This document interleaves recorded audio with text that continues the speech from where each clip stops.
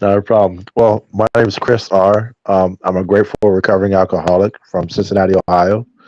41 years old.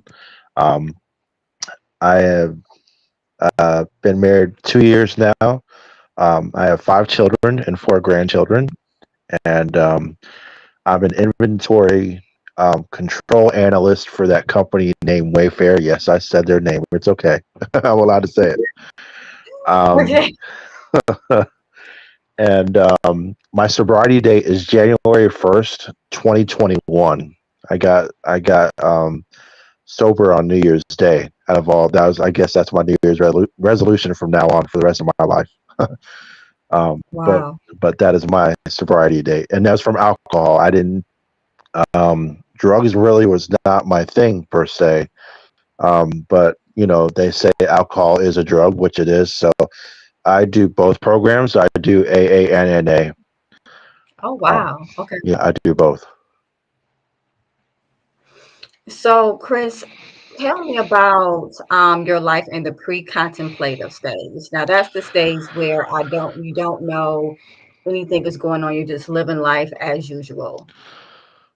Um, before my of course, my drinking and stuff like that. I had a very good childhood up until I was like probably say about 8 or 9 years old.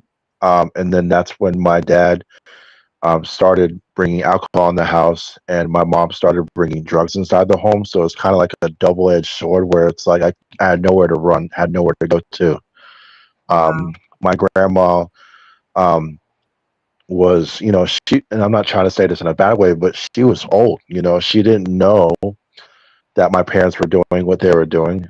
It was just basically a place where I could go to, lay my head, get some food, and then that was it. I couldn't really run to her and say, "Hey, you know what? My mom and dad are going through a thing," because, of course, I would get told, "Oh, you wouldn't say that about your mom because your mom's this, or you couldn't say that about your dad because your dad's this." So there's like no one to run to. So basically, for me, running was just like going to school or playing that sport or going to a friend's house or going somewhere to escape that abuse from the home life, because Yeah. once that abuse started for them, the drug abuse and alcohol abuse, that's when the physical abuse started, the sexual abuse started, the mental abuse started, the emotional abuse started, all this stuff started taking place. And I Yeah. was one of six children, so there was four girls and two boys in a home, so I wasn't the only one that was being stuff was happening to. So and I was the baby out of all of them. So go figure. It's, oh, you got the baby, you got the the not the short end of the stick, but you got this or you got that. Eh, no, not in my household. So, Chris, let me ask this.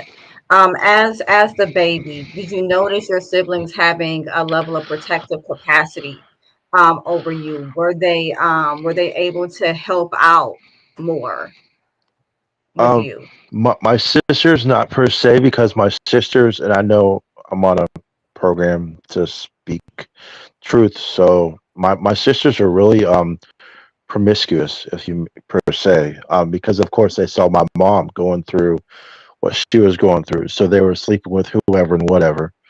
But my brother, oddly enough, he was in a gang, and that just took off. Once I found out my brother was in a gang, I was like, okay, well, can I join? It's just like kind of like you got those Michael Jordan tennis shoes. Can I have a pair? And Yeah.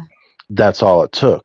My brother said, okay, you sure you want to do this? And I was like, well, absolutely, because mom and dad aren't there for us, so who else is going to be there for me? And obviously, you're not, because you're doing this, and our sisters aren't doing anything because they're not doing anything with their life besides going to school and, like I said, sleeping with whoever and whatever. Um, so I joined the gang with my brother. So yeah, my brother. So I'm going to fast forward. When I talk about the pre-contemplative stage, I think I'm more or less talking about your life while you were drinking before you realized that it was a problem for you. Okay. Well, I started drinking. I want to say when I was like 9 or 10. I went to a football game with my dad. And it was actually a Dallas Cowboys football game, so it's actually my favorite team. Don't shoot me. Uh, Okay.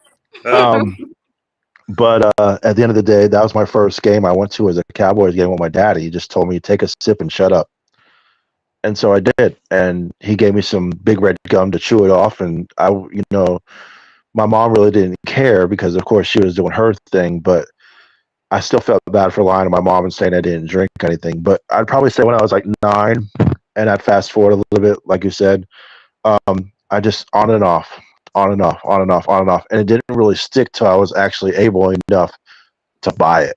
Once I was able to buy it and I was legally to buy it, all bets are off. I was buying with cases and quarts and you name it.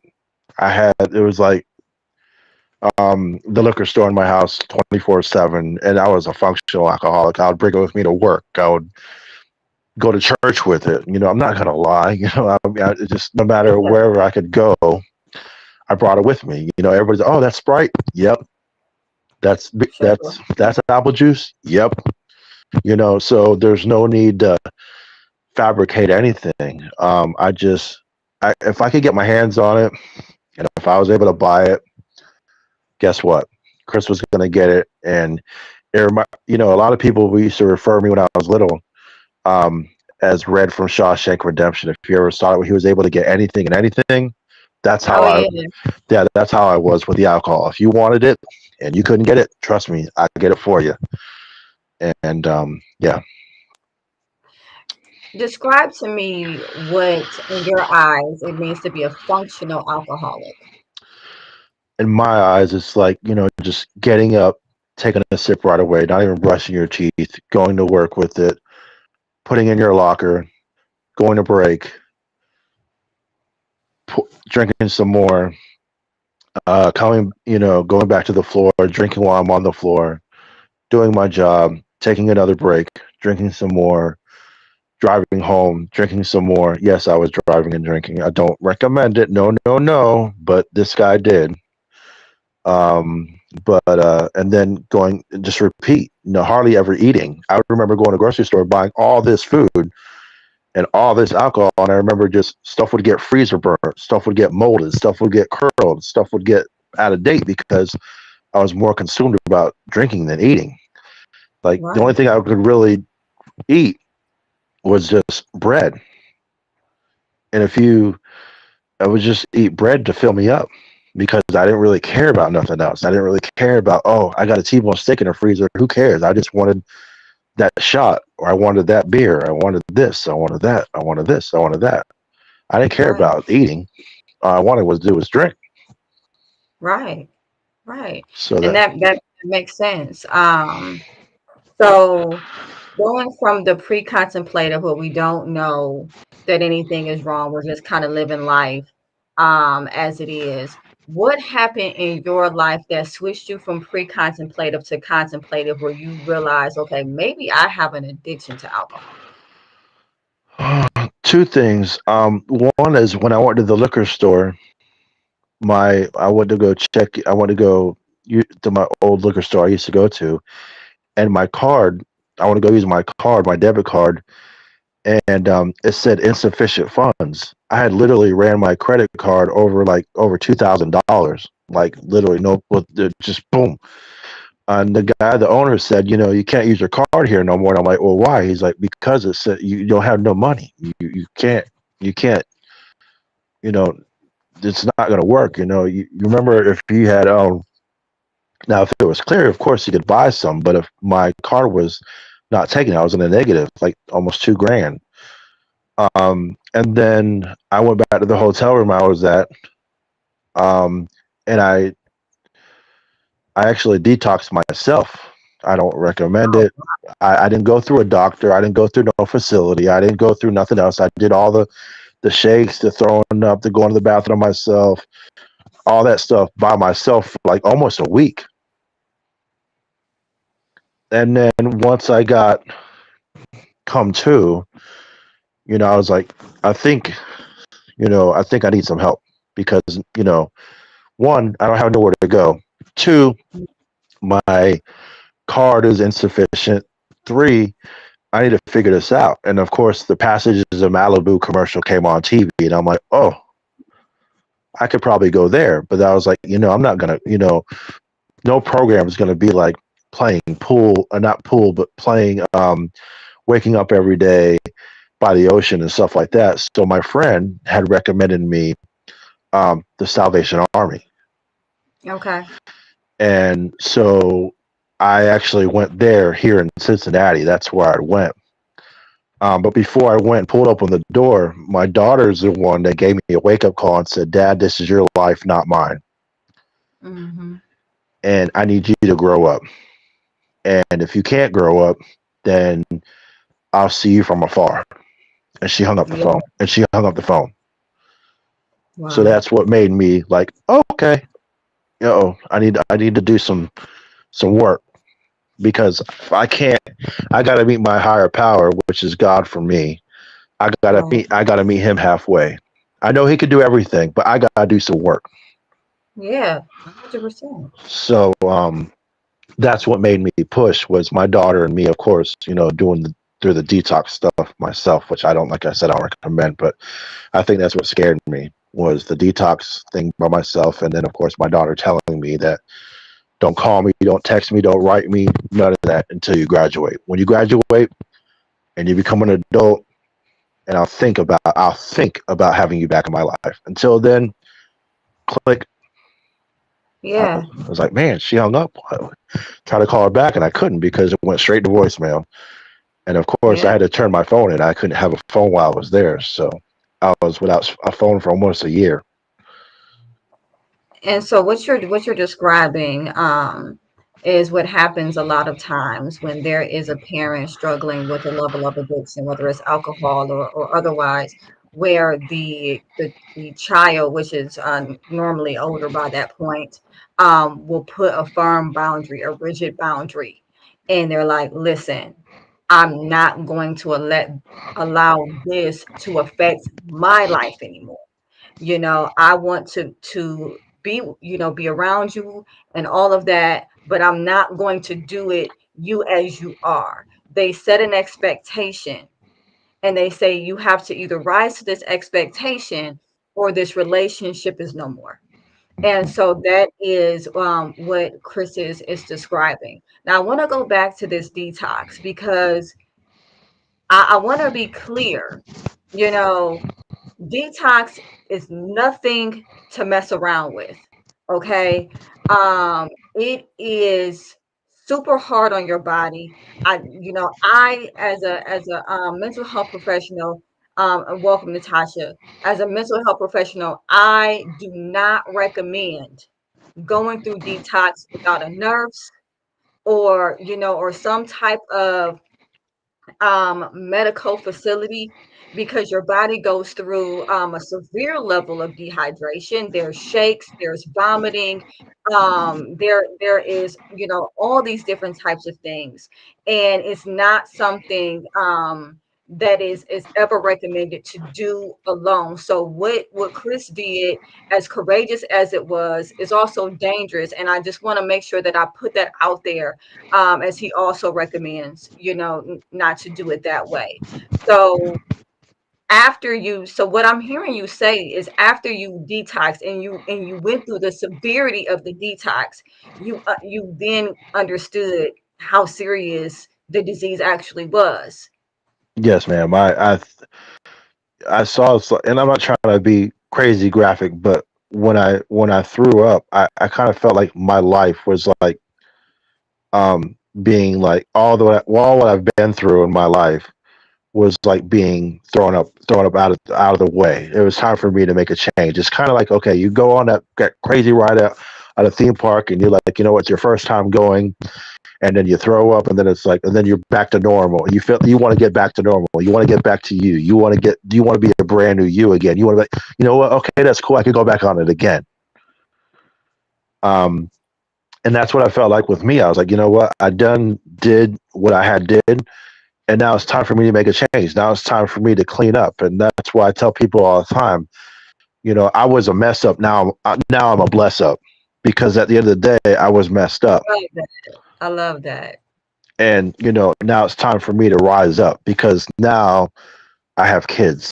I wasn't married yet, but I have kids. I have responsibilities. I have to go to work. I have to do this. I have to do that. I have to be Chris again, but the real Chris. I have to be, what my mom and dad, if they were still alive at that point, I wanted them to be proud, even though they'd done some crazy stuff. But I wanted them to know that, what, your son was able to get healed. Your son was able to go through a program to get help, and he was able to stick with it and graduate and do what he had to do, and and be successful, not just be, and I'm not trying to say this in a mean way, a statistic. I wanted to be somebody that rose above that and be like, what, if he could do it, I could do it. Yeah. And that's what I looked at with the guys that I was in the program with, because I was in a program with like 95 other guys. So that's 95 other people talking about their drug problem, their alcohol problem, 95 different personalities, 95 different perspectives, 95 different backgrounds, and just trying to have that one common goal. And that's just to get better, to get right, so they can get right with God and get right with themselves, so they can get up out of there and be a change. Mhm. So that's what I wanted to do for myself and for my children. So, and I think that's very inspirational. I want to focus in on the fact that you went through detox as your preparation stage. Now, some Mhm. people think, well, detox, well, that must be the action phase. No, detox was the preparation phase. Mhm. That's when he realized, oh, this is not just as easy as not picking up a drink, and all of those things were kind of together. And then he went and got help. That was his action phase. When he went to the Salvation Army and got help, that was the action phase. Mhm. What was the Salvation Army like for you?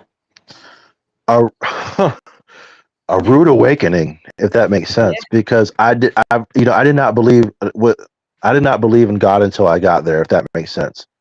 yeah. It's a Christian-based program. So I went from not going to church at all when I was a child to now going to church as an adult 3 times a week,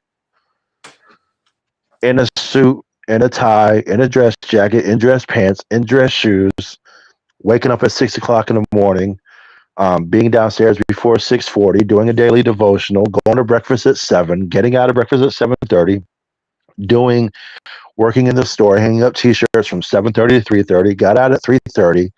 Went to go into a Bible study class for about an hour. After that was over, go to dinner. After that was over, go do a course study. After the course was just so much stuff for 6 months.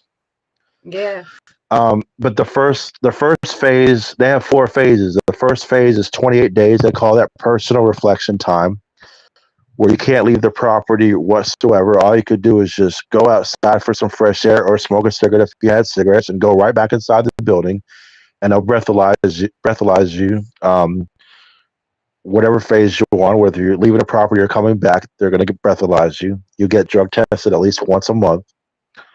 Um, and you go through all that to go to phase 2, and then phase 2 will be 6 weeks, except now you got to go to more meetings, more classes, more Bible study, more devotionals. Then phase 3 hits, 6 more weeks of that, and then you got to go to more classes, more Bible study, um, more meetings and stuff like that. When you first start out, they're only required 2 meetings. When it's all said and done, you have to graduate with at least by the bare minimum, at least 90 meetings, at least 90. If you can't reach 90, then they'll talk it over with you and say, hey, you know what, we'll give you a little bit more time, but you got to hit your 90 mark at least before your year. Um, by the time I got to phase 3, I would probably say I had well over 100, because I wanted this so bad. I'm trying Yeah. not to get emotional right now. I wanted this so bad, not only for my kids, but for myself, because I always been told when I was younger, I was a failure. You're not going to amount to nothing. You're never going to be nothing. You're a piece of that. You'll never get married. You're too big. You're this. You're that. Well, guess what? I'm married. I'm still big. I'm a recovered alcoholic. Now what? It's like, come on. Say it. you You know know, but you it's an intensive program. If you want Jesus, or you really want to follow God, you believe that your higher power is God, which he is mine, then he will show you that even though while you're in that building, that the world's not going to stop spinning because you're in that program. yeah, However, like I said in the beginning, you have to do some work. You can't expect to think that they have pool tables there, they got video games there and all this other stuff. I'm just going to play pool all day. I'm going to do this and I'm going to do that. And you got some work to do from 7 to 3:30. You got to hang up t-shirts. You got to fold some pants. You got to put some clothes away. You got to go through stereo equipment. You got to go through bedding. It might have bed bugs on it, but guess what? You got to do some work therapy. That's what they call intense work therapy for 8 hours. Then you got to go to classes. You got to go to Bible study classes. You got to memorize Bible verses. You got to memorize different things from what the commanders are telling you. You gotta do household chores. You gotta clean that shower with bleach and a mop and a squeegee and all this other stuff. Every other deep clean, every other Saturday. You gotta do some work. It's not just gonna be handed to you. You're gonna, absolutely. and And Chris, real quick, I would love to touch on the importance of that regimen. Because when you're going from having a drug of choice, whether it's alcohol or otherwise, right? That's your whole life. mhm. And so one of the main things that happens once you stop drinking or once you stop using is all of a sudden you have all this idle time. And I and it's just like, oh my gosh, going into programs like that where it's so regimented, where your schedule is planned out for you, where they have all of these things for you to do with your time. Can you talk about how important that is for someone newly getting into recovery? For me, that was the best thing because that kept my mind off of where I could be, where I want to be, where what else am I going to do? For them to have that structure like that and everything like on time, and there's clocks all over the place, so there's not a factor. You can't say what time is it because there's clocks everywhere. But for them to have that schedule saying, you know what, from 6 o'clock a.m. wake up, by 6:40 you have to be downstairs, fully dressed, ready to go to work, everything. Then from 7 o'clock to 7:30, breakfast, and then from 7:30 to 3:30, work therapy, 3:30 to 5.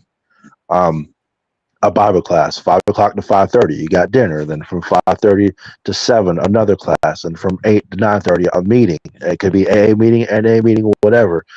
And 10 o'clock bed. 6 o'clock goes by. It's time to wake up again. 6 o'clock in the morning, wake up. 6:40 devotional. 7 o'clock.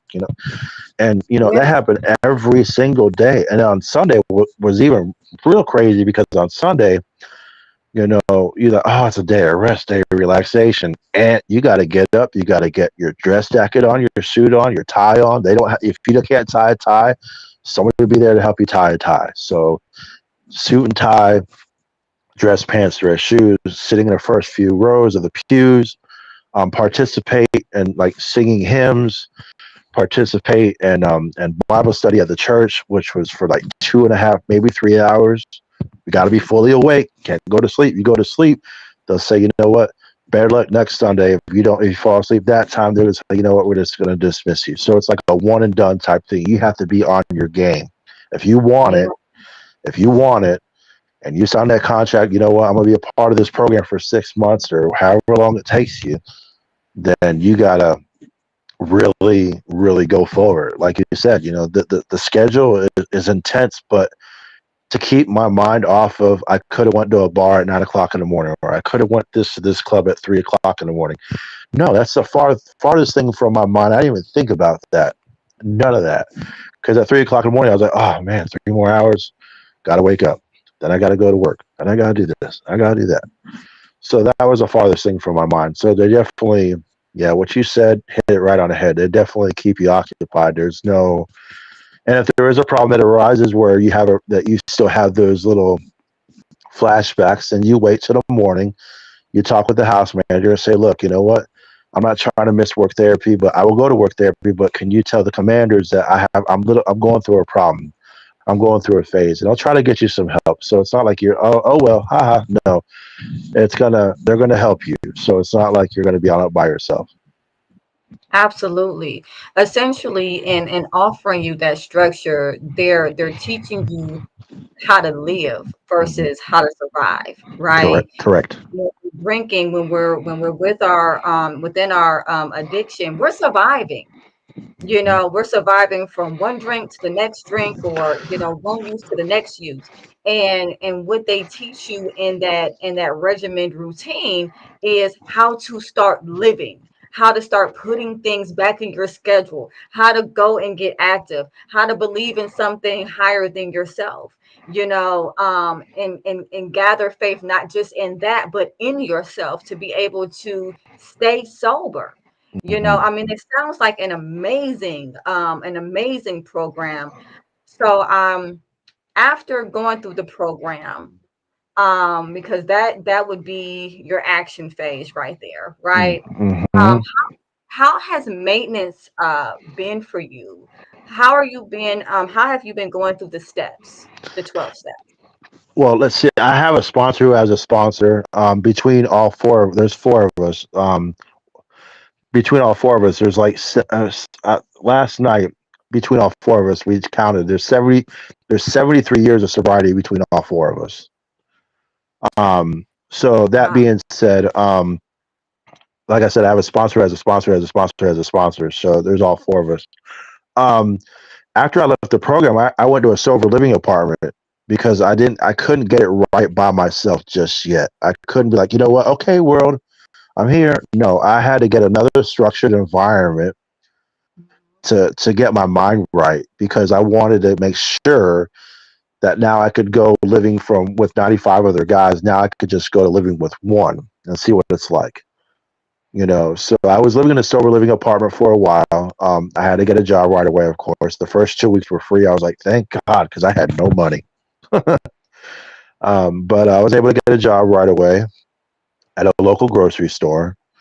And once I got that job, my sponsor told me then at that time, make sure you go to your meetings. The house manager that was at the sober living apartment, he said, make sure you go to your meetings. Make sure you go to your meetings. And I'm like, but I go to work. He's like, yeah, but make sure you go to your meetings. I'm like, yeah, but I got to go to work, dude, but go to your meetings. So it's just really in my head, go to my meetings. And then that's where, well, she's my wife now, but at the time she was my boss. So yeah, kind of 13th step a little bit, but it's okay. It's all good. Um, but she held me accountable too. She's like, before we go on a date, don't you got to go to a meeting? I'm like, wait, Mhm. what? We're supposed to go to Buffalo Wild Wing and watch this football game. She's like, no, you better go to that meeting first. I'll see you at halftime. What?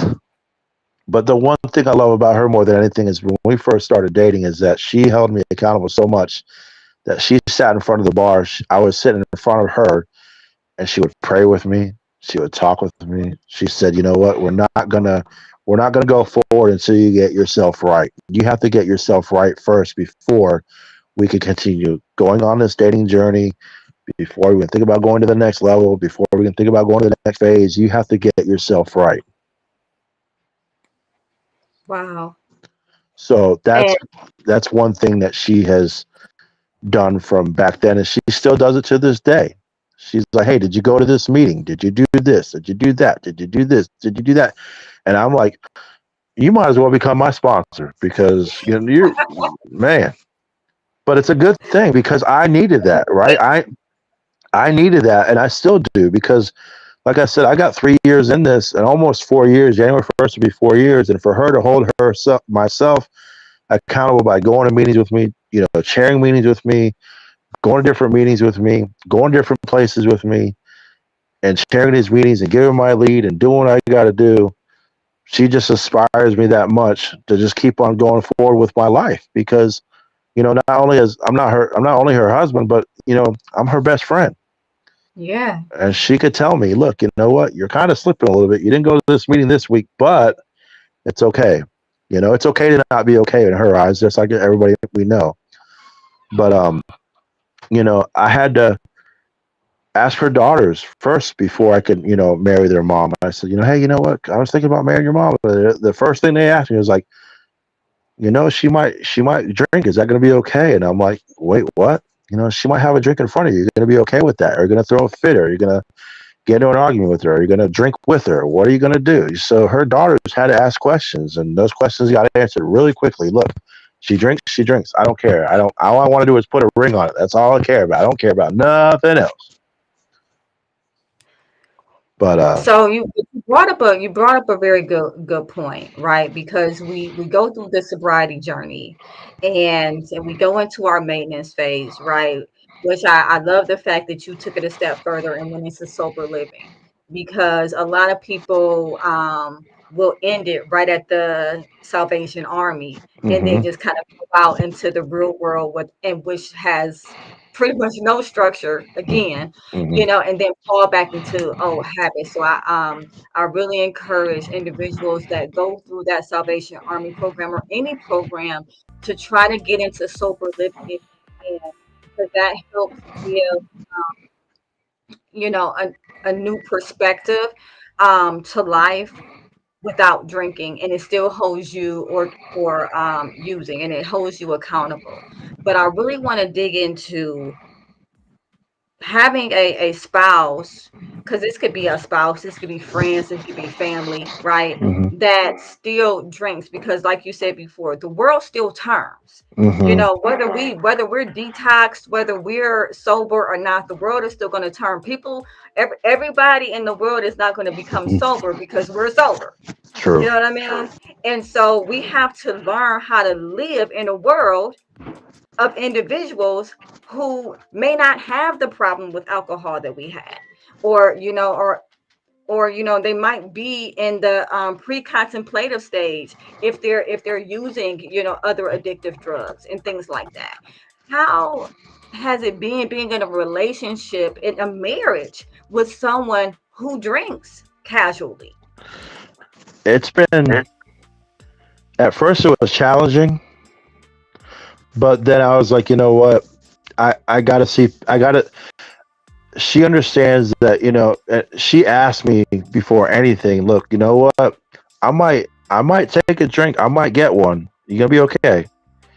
Even though I still got 3 years in, she still asked me, "You're gonna be okay," and that's what gets me really pumped up. Like, okay, I got this. It's cool. You could do it. You know.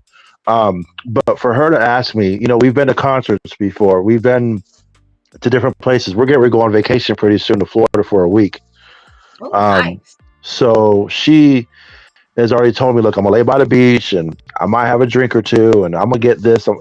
Go ahead, you deserve it because at the end of the day, you work hard. You could play hardest too. I could do it too with some Sprite. I could get a Shirley Temple. I could get a non-alcoholic strawberry daiquiri. I could There get a you non, go. I can have fun too. You know, and at the end of the day, you know, as long as she gives me that heads up, you know, look, you know what, I'm gonna take, I'm gonna get this. Then it's not a problem. Even if she had did it without me knowing, she'll still tell me, look, by the way, I just want to let you know, I did drink with such and such, but all I had was one. Or you know what, I took a sip of such and such, and that's all I did. So for her to hold herself accountable for telling Yeah. me, you know what, by the way, yeah, so it's perfect. You know, I mean, I know a lot of things aren't perfect, but with her coming to me and asking me, I did this or I did that, or would you mind? You know what? I have no problem. You know that's been perfect the whole way through. So I couldn't ask for a better life partner, a better, what the Fast and the Furious would say, ride or die. I couldn't ask for a better person. I mean, she sounds absolutely awesome. She really, really does. Um, so part of recovery, right, is making amends. hmm And so I know that you at some point mentioned your daughter and the rigid boundary that she had set while you were going through that process, right? And hi Sarah, by the way, thank you for watching. And I would like for you to go back to that relationship and talk to me about the amends process and where you are with that and your daughter. Well, for me, it was first before I made the amends to her, I had to make the amends to my parents, which both of them had passed away. So I got a balloon. I took an envelope. I wrote a letter to both my parents, and I sent them off twice. And I don't know where it's at, but all I know is I wrapped up with an envelope, and it just went up. I just went up in the air. Yeah. And then I made an amends to my sponsor right away because I wanted to tell him I'm sorry for taking his time, for him, coming to see me on the Salvation Army 3 times a week when he was just recently, a new husband and a new father, taking away time from him, making amends to his wife and saying, I'm sorry for taking your husband away, but I really needed some help. Making amends to all these people. I mean, I have my amends list is like super long. If I showed you, you'd be like, wait, what? Still doing it. Um, but for my kids, because like I have three stepchildren and I have two biological children. But I might as well say I have 5 children. I don't say step. I say 5. So it was really difficult. Um, but I was glad they accepted that apology, and I was glad they could tell me, you know what, Dad, I'm glad you got the help. I'm glad I could call you. My kid, my wife's children, they call me Dad. Um, and so for that aspect, that's awesome. And just getting that respect back. The amends process is painful. And it is not some walk in the park. Like I can't just say, I'm just gonna say her name's Vicky, even though her name's not Vicky. I can't just say, I'm sorry, Vicky, love Dad. No. Right. Vicky got 3 or 4 pages, and then she got, I'm sorry, love Dad, and that's everybody. Everybody at least got 2 or 3 pages. I even made an amends to my wife. You know what? I'm sorry for not being that clean husband. I'm sorry for not being that husband that was not right away pure. I was sorry for not being not that good for you. And there was a time where like, what do we do? What are you talking about? Divorce? I'm like, wait, well, no, no, no, no, no, no. What I was saying was, and so, but in her mind, because she's not an alcoholic, she didn't understand the concept of an amends. She thought I was writing a letter telling her, you know what, this is it. We're not going to be together no more. She thought it was going to be that kind of letter. Um, so the amends process is really, really painful. Like I said, I do these steps Monday through Sunday, every single day. Right now, I'm on step 1 now. I just finished 12 2 weeks ago, so now I'm on step 1 where I realized that I was powerless over my alcohol. So yeah, I do them every day and every night, and I work with my sponsor like twice a week over the phone, 2 hours every Tuesday and Thursday, and I just get into it. We're like, you know what? Let's knock this out because we both need it. Not only is he helping me, but I'm also helping him because I have to also reach out to him and ask him how he's doing. Because guess what? He took the time to come out and reach out to this alcoholic. Now it's time for me, this alcoholic, to go reach out to him and say, hey, you know what? You're good? Okay, let's get to work. So, yeah. Part of the amends process, and you mentioned that it's painful, and it definitely can be. Part of it though is actually listening to the hurt that we've caused other people. Hmm. Some individuals that go through the 12 steps might use that as a time to acknowledge just what they feel they've done wrong, and and then say, well, I'm sorry about that, or apologize for that, or write a letter for that. But they don't want to sit and listen to their children or their family talk about the actual hurt that they went through. Um, how was that process for you, or did that process happen for you? I was able to take first before I did any kind of amends. I told everybody right away from the get go. Look, if you guys have a problem with anything I'm going to tell you, then you need to stop. You need to let me know ahead of time. You need to let me know that excuse me. You need to let me know that I've either pushed a boundary or I pushed a button or they pushed your feelings or something like that. You need to let me know because I can't. I don't want to get started in something and pour my heart out to you and keep on telling you that I'm sorry, and all of a sudden it's just going nowhere. It's going to a dead end road. You got to help me, help you, help me, help you. It's a two-way street. It's not. I can't do everything 100, and you just reciprocate and only give me 25%. You got to give me back 100, just like my relationship or my marriage. I got to put 100% in. She's not. If I put half-ass in, excuse my French on your show. If I put half tail in, then I'm going to get half tail results. I got to give 100% of myself, my full undivided attention to my wife at all times, 24/7. When I leave this household, not only am I a father, I'm also a husband, a grandfather. Yes, I have grandkids. I have 4 of them. I'm a grandfather. I'm an employee. I'm a son. I'm a son-in-law. I'm a brother in Christ. I'm a brother-in-law. I have all these titles, but ultimately, I'm still Chris, and that's what I want to stick. I want Chris as that title. Chris has all these titles, but that, for what you just said, I had to have all of them tell me, look, you know what? Okay, I can accept your apology, but you could have done it this better. But you could have done this, or you could have that. Okay, that's cool. Now I know next time.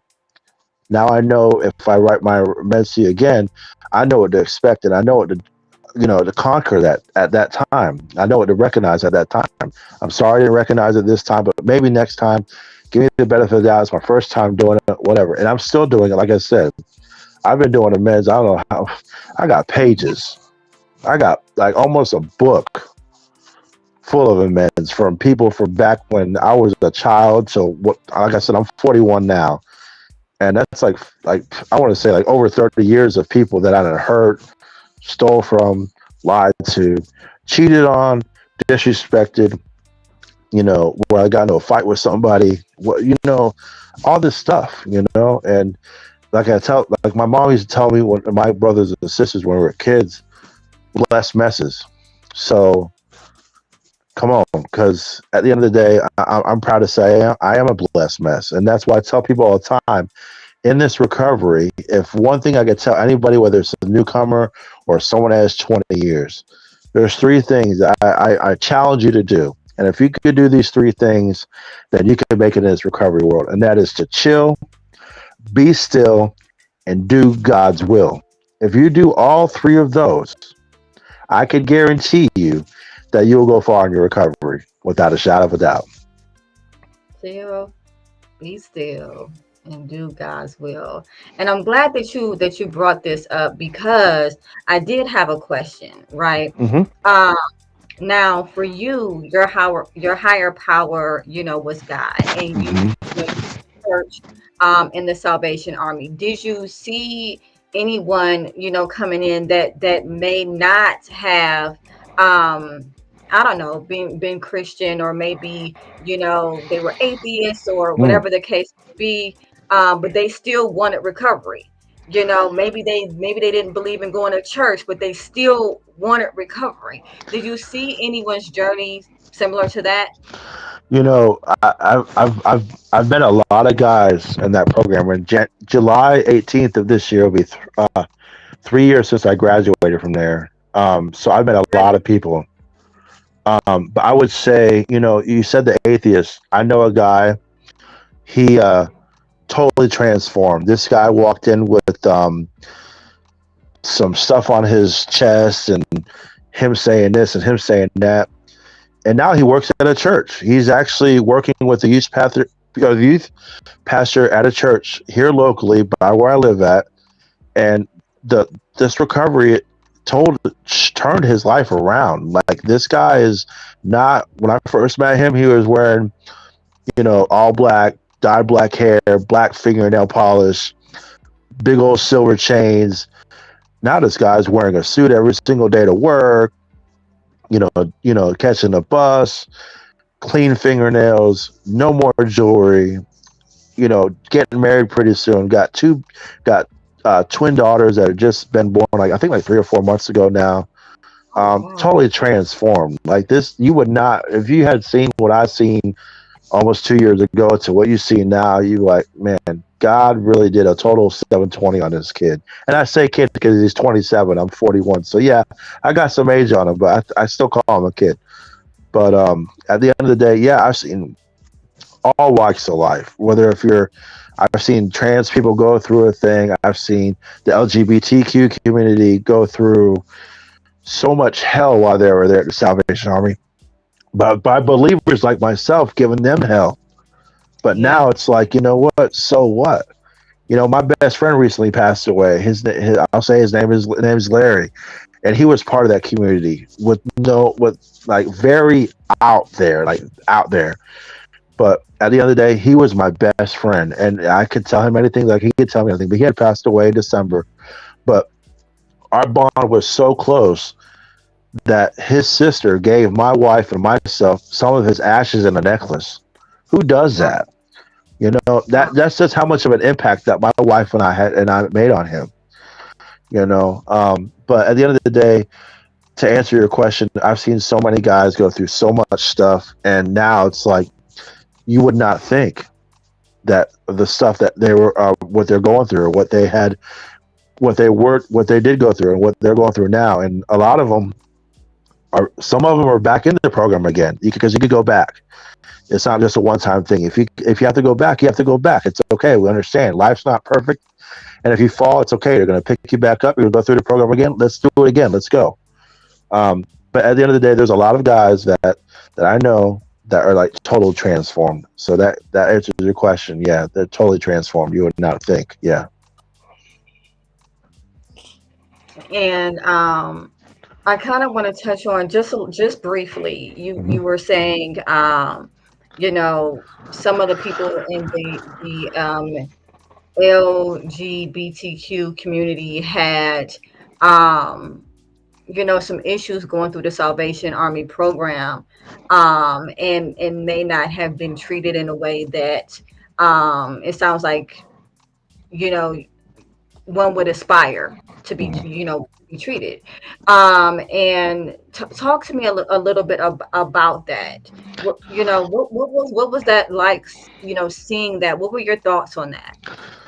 You know, at the end of the day, it's like I don't know if your mom's ever told you this, or you know, they say a closed mouth doesn't get fed, right? So me, I had to open up my mouth right away. That's why they call me big head. They call me speaker box because I don't. My tolerance for crap like that is real thin. Now that I'm sober and I'm clear and I'm sober minded, I had to speak up. I was like, "Who are you to judge somebody? Who are you to tell this person that they can't get this recovery? Or who are you to tell them that they're not accepted? Because guess what? Guess where they're at? They're sitting right next to you. They're eating right next to you. They're sleeping right next to you. They're taking a shower right next to you. They are a person. They have a heart. They're an individual. They are a brother in Christ. If you can't accept that, then you're in the wrong spot because you can't be all telling me, "Oh, I'm praying for you," God bless you, and all this other stuff. And then all of a sudden, the same guy, which was like I said, my best friend, would walk right next to him, like, "Oh, devil's gonna get him." And so my friend would be like, "Okay, well, the devil's gonna get you too because you just judged me. So we're both go to hell together." So at the end of the day, I've seen a lot of people get hurt in that community, but I've also seen a lot of people in that community didn't give up. They still put their shoes on. They still put their pants leg one leg at a time, and they were able to graduate. And now it's like full fledged recovery, just like I am. That's awesome. So yeah. That is so awesome, and I thank you so much for coming on and sharing your story and letting me use it as an example to walk through the stages of change. Mr. Machismo, you have been so patient as we went through this process. Did you have any questions for Chris or anything that you wanted to say? I appreciate you. Uh, I just want to say, I don't know you, Chris, but I am uber proud of you, Chris, for just really taking that thing by the horns and really just having a passion about your change, having a passion about your betterment, and that's something that I'm sure that's something that one day it's gonna be all over, social media, and it's gonna be something that somebody that you may never know that is gonna change there forever. And that's, tell that story as much as you can because people need to hear it. I definitely appreciate that, brother. It's funny because now I used to go to like the 6 meetings a week, and I've counted how many meetings I've actually been to, and as of last night, I've been in like 2,700 meetings in 3 years. But So got to put some work in, and not working yet. I got to on a Wow. daily and nightly. I just can't, just like it was, praise God. I gotta praise Him during the daytime and the nighttime. I can't just, I have to put God first, my recovery second, and everything else will roll off that. Amen. Amen. Yeah, That's man. good. So I definitely, and it's funny you say the story online. I actually went on a Zoom meeting last weekend, and the Zoom was in New Zealand, so I was able to talk to some people in a prison in New Zealand, telling my story. Like over 1,000 inmates were watching me on TV in New Zealand on a TV. So yeah, Wow. I love it. I love telling my story.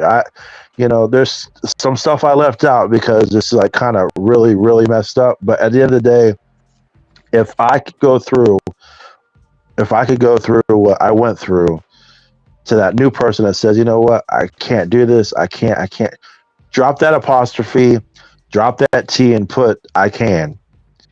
Where there's a will, there's a way. That is So so good, man. yeah, I hate when people say I can't. I hate it. I hate it. It just burns my soul. It's like I just want to go through that phone or go through that computer screen or go through that door and just like shake him like that Homer Simpson when he was choking his son Bart. Like yeah, like come on, like let's get this recovery and go. Like because this is not. It's not just a daily. It's a daily thing.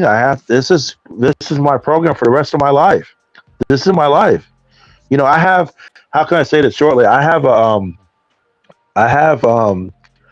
let's see, I don't have another recovery in me. I don't have another 3 years to say, you know what, I could do this again. I don't have it. I've already told my wife that. I told my kids that. I even told my higher power that, look, if I went back out there, it's over. There's no coming back. They're anywhere but backwards. I get it. I'm not going to go back, but I'm just saying I can't go back to that lifestyle because if I went back, y'all be reading me about me in the papers for sure, because I don't have that in me to do it again. I don't have the energy and I don't have the time. The resources are there, yes. But as far as me going back out there and coming right back to, I could do another 3 years. I could do it. That ain't going to happen.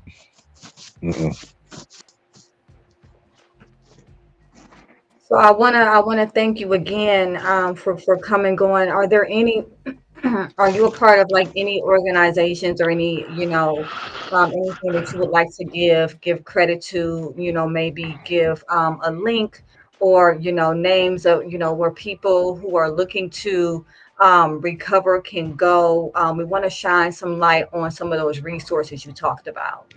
Yeah, if you call, you can contact the Salvation Army. It's a program. So anybody, we love the free word, right? Hey, free, hey. So that right there program is good for you for 6 months up to a year. And it's in different cities. So if you're a woman or a man, because they have some cities that have women, they're good for women and men. Different cities vary by, of course, there's different cities in different states, but you got to call your local Salvation Army to see if they have. It's called an Adult Rehabilitation Center, the ARC. So you can call and see if your city has both for men and women, or just men, or just women. They have that. And if you're an Alcoholics Anonymous, like myself, they have an app that you can go on Google Play Store. It's called Everything AA.